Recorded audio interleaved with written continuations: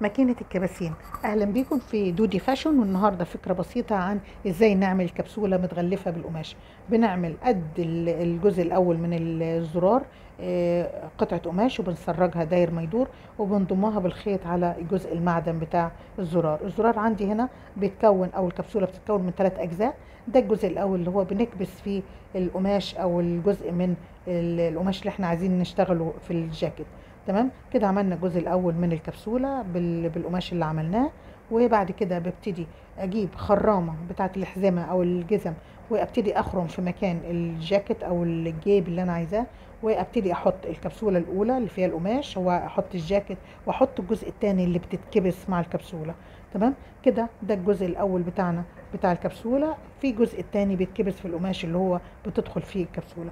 دي فكرتنا النهارده من اتعلمي، وفكره جديده من استعمال الجهاز ده. شكرا لكم.